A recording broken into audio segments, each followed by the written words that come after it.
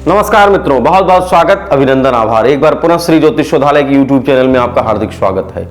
मैं ज्योतिष आचार्य रजनीश मिश्रा आपका हार्दिक अभिनंदन करता हूं, स्वागत करता हूं।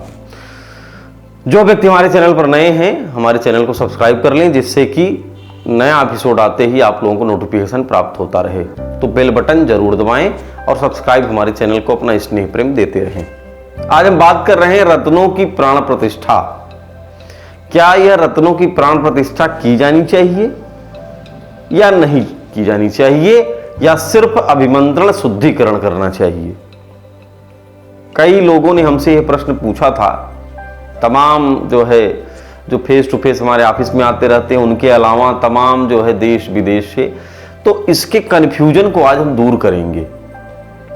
देखिए, प्राण प्रतिष्ठा अभिमंत्रण शुद्धिकरण में अंतर क्या है? प्राण प्रतिष्ठा वो मूर्तियों की जाती है,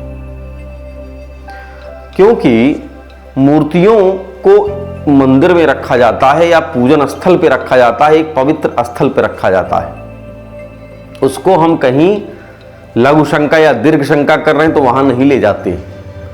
यहां तक कि रावण का प्रसंग आता है कि जब वो भगवान शिव के शिवलिंग पे ले जा रहा था तो वहां पर वो किसी दूसरे के हाथ में पकड़ा दिया था। एक जो गलेरिया था उसके हाथ में पकड़ा करके लघु शंका करने गया था।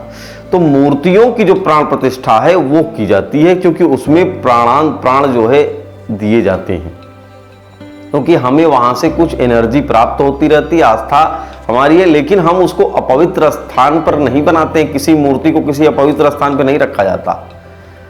हाँ, रत्नों की प्राण प्रतिष्ठा अगर आप कर देंगे तो उसको पहन करके आप लघु शंका दीर्घ शंका नहीं जा सकते, आप बाथरूम में नहीं जा सकते, अपवित्र स्थान में नहीं जा सकते। लेकिन रत्नों के मामले में ऐसा नहीं होता है, उसको हमेशा धारण किए रहना पड़ता है, क्योंकि रत्न प्रकृति के उस ग्रह का वरदान है, उस ग्रह के कारकत्व उसके अंदर है, वो एक तत्व है, बस एक पदार्थ है। उसकी एनर्जी, उसकी रस भी हमें प्राप्त होती है। अगर हम उसमें प्राण प्रतिष्ठा किसी देवता की कर देंगे तो वो मूर्ति का काम करने लगेगा, तो मूर्ति को इधर उधर ले नहीं जा सकते। तो ये जो कंफ्यूजन है आज हम दूर करने के लिए इस एपिसोड को बनाए हैं।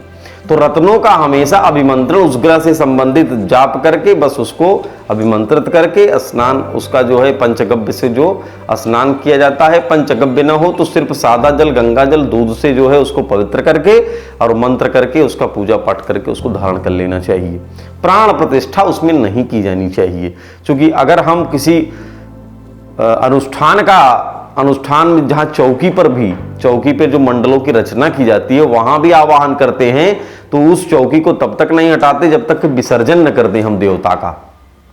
तो हमेशा ये जानिए कि जो व्यक्ति कम नॉलेजफुल हैं, वो हम देख रहे हैं तमाम ज्योतिषी विद्वान इस तर्क को न समझते हुए धर्म का दुष्प्रचार करते रहते हैं, उनके समझ में नहीं आता है।